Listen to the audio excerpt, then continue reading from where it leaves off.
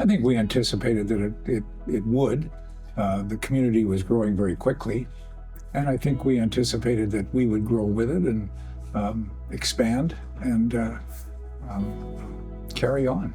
It was an exciting time for optometry. Our evolution. We became part of the major professions, medicine and dentistry, with the formation of the Health Disciplines Act, and so the profession was quickly evolving. Vince and Pat and Peter were real leaders in the group in those days, and so it was an exciting time. The population of Cooksville, as we knew it back then, was, I think, somewhere between 45,000 and 35,000 people in the Cooksville area. And as I think I told you a little bit earlier, I was part of a committee that was to rename Toronto Township, because there was going to be an amalgamation of Port Credit and Dixie and all the little communities that were. And by my calculation, Mississauga, which was finally and at last decided as the name. There were a lot of battles that went into before that name was decided. When one added the population of all of those little communities, we were up to, pick a number, 200,000 souls living in this area. And we were, I think, one of the best and most advanced practices in the general area. Not that there weren't other optometrists here, there were. But ours was, in my opinion, the most advanced, and with the coming of these guys and whatnot, just made it even more advanced. I knew we were destined for greatness. Little did I know that Mississauga would become 1 million people, as it is now, around 1 million people now. I think we all had an understanding of what you have to do the job properly, and that involved staying up to date with the newest generation of equipment, the newest versions of contact lenses, because that was the advent of the soft contact lenses, as we talked about before. And through Vince's connections, we were really at the forefront of it, and we just made a real effort to stay abreast of everything. And treating people with respect. Very much so. Treating people with respect, and putting yourself at the same level as all of these patients, regardless of their way of life or who they are. Treating with respect, and they soon recognize that. Coming back to some of your values, and I think we instilled that in our staff as well, creating that family atmosphere in the office.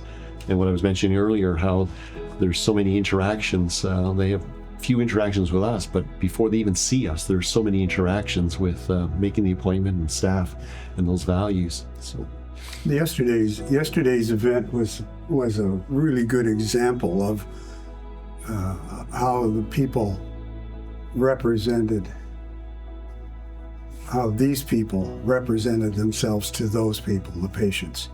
It was an amazing event, I thought. In fact, I was emotional over it. I think I told you earlier, I don't remember ever kissing so many women or men that I don't know as I did yesterday. You know, it was an amazing testament to this practice.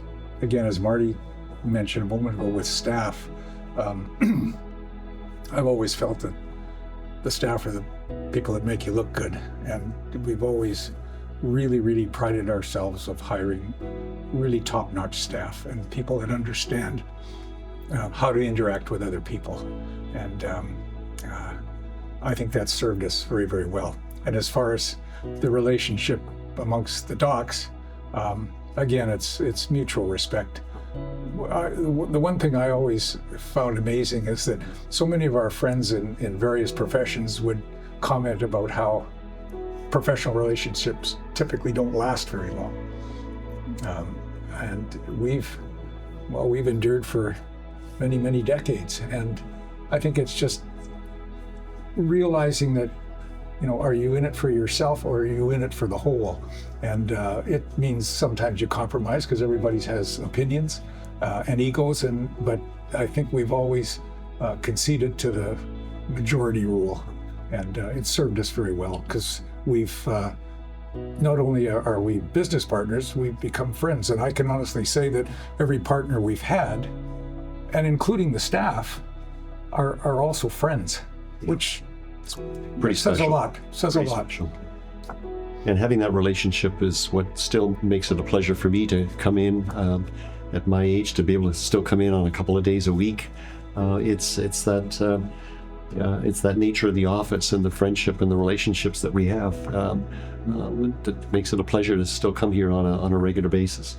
And you think about our staff and the days you could come in here and you could kibitz with the staff and have some laughs, and we always kept it fairly light, and they never took advantage of it. They worked hard, but there was just a really enjoyable, it's a real enjoyable atmosphere. And as Marty said, I was the same. I after I sold my share of the practice, I stayed on 2 days a week, and I really wasn't in a rush to retire. Eventually it came, but I enjoyed coming in. You know, I had the opportunity to experience some of that with these guys and the staff, but for only 12 or 13 years of my life. But the other 40 some odd years, I've experienced it from a distance. And I had an opportunity to almost every day compare what I remembered this practice as and what I understood it in being friends with these guys, it to be today. And travel around the world, travel around the countries and travel around the world.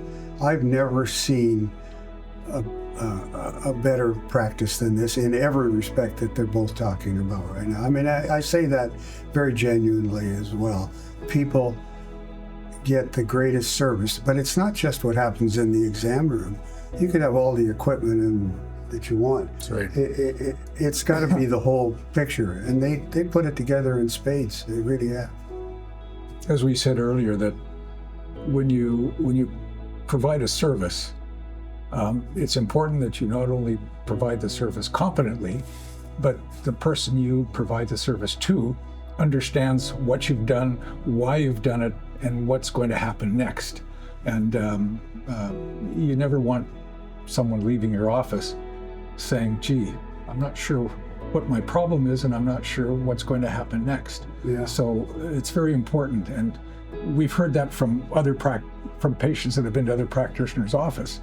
And they come in and they're very frustrated because they've seen somebody, they've had a service performed, but they don't really understand what their problem is, and they don't really understand what's going to happen next. And we've encountered that numerous times. So that's a key point, Pat. I think it's a really key point, is that patient leaves understanding what the deal is. You know, I don't mean the financial deal, that's important too. Yeah. But the case, the structure of their eyes and what's going wrong.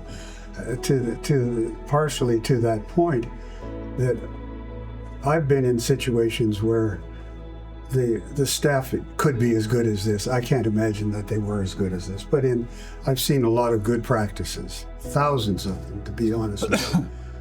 And when you get out front, it was like a party time. You know, there were great people and everybody was having a good time.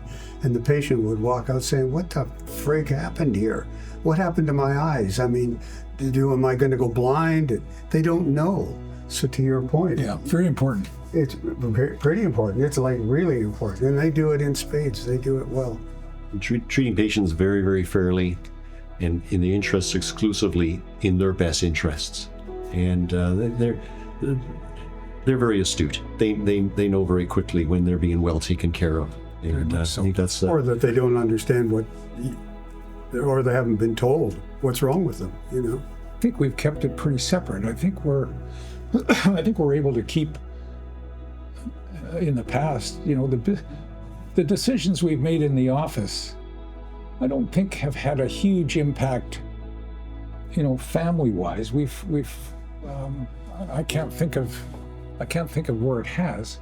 I think we're able to keep, and I think the spouses understand that there are certain decisions that have to be made in a business, which they have to be made. And but I can't say that it's really impacted. I think some of the things that Pat was referring to earlier was the give and take just as in a marriage, there's give and take. There's good and bad, but being able to look at the big picture, of what you're trying to accomplish, and so we really haven't had. I don't think we've ever had really any major issues, real differences of opinion or challenges. It's no, it's we're all of the same philosophy, and I think we all feel that as a team, there's a certain objective you want to reach as a team, and your personal biases we tend to set aside, and we go with basically the majority. We all consider ourselves reasonably wise, and that we can make an informed decision, and we're able to. It is a compromise sometimes. I mean, we all have opinions and egos and so on, but we've been really fortunate. We can set that aside and make a decision based on the overall benefit to the practice. And we're sensitive to the other people's opinions on things, and so sometimes it takes a little bit longer for action to occur because of that, because you're sensitive to the other people, and but the goal is the same for all of us. Yeah.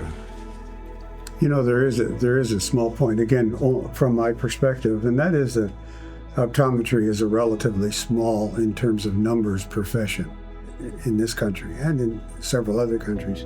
People do get to know each other, and there seems to be among a lot of people the opportunity to get into battle but never undertake that opportunity because you're going to live with those people. To give you a personal example, Pat and I were I was going to say sorority sisters. There was that blonde. The word's out. Sorry. Well, no, the blonde I was talking about. Well, I won't go into that with that part. But we were fraternity brothers for a long, and a relationship was built up, even prior to today. But it lasted, I think very fortunate for me, it helped me be a long way away and still know that we were brothers to each other. If I were brothers with him and he was brothers with him, he was brothers with me as well. And that's, I think, what's kept us alive, at least in my mind. It's been a very family-oriented. Yeah. Everybody in this office tends to think family. And our office manager, Terry, has fostered that sort of thought from day one. And she makes sure that everybody, all the staff, think along those terms, that we are family, we're a unit, and we all sort of work together. How come she yelled at me about 3 times yesterday for not standing where she wanted me to stand? Well, she doesn't. You should hear her yell at us. Yeah, well, rightfully so. She's really bossy. But she's good family, I guess, right? What's been so special is that every 5 or 10 years we've brought somebody new on, and they've added a new dimension to the office. And Joe Chan is computerization, many aspects for Joe, but particular computerization. And in the last number of years, growing into, I talked about scope of practice and myopia control and dry eye therapies and how those have evolved. And that's going to continue to happen. And the next person that comes on in 5 or 10 years, there will be a new element to the profession and what they bring, and that's why it's continuing to grow and culturing the right type of people. Just with Peter, I'd like to maybe share a couple of things with Peter. Very, very passionate, very passionate fellow, very emotionally intelligent. But what I found interesting with Peter is he had kind of 3 distinct lives. He had his one life. He had a beautiful property farm up in Halton Hills, and he got into raising horses, breeding horses, and quarter horses, and showing at the Royal Winter Fair, and so he embraced that 100%.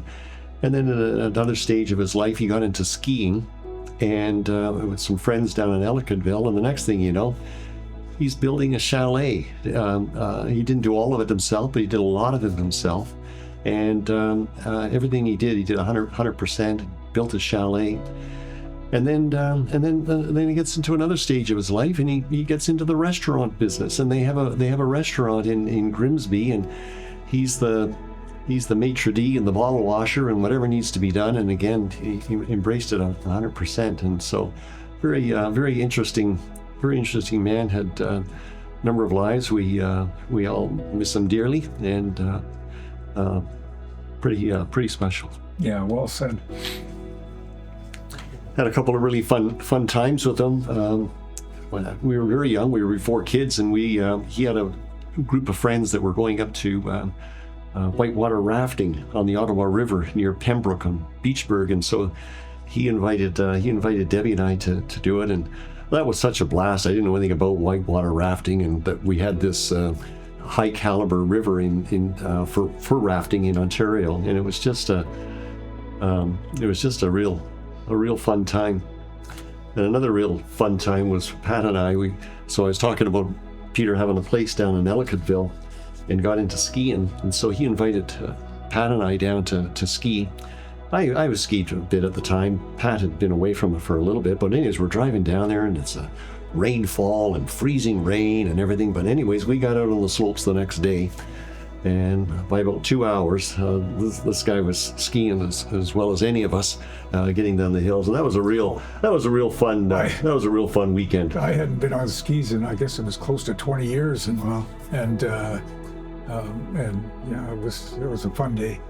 As I think I mentioned in our previous discussion, one of the things that stood out with me with Peter was his involvement with the Institute and the tour that he worked to organize on a trip to Israel, continuing ed course combined with a trip to Israel, and a most enjoyable trip.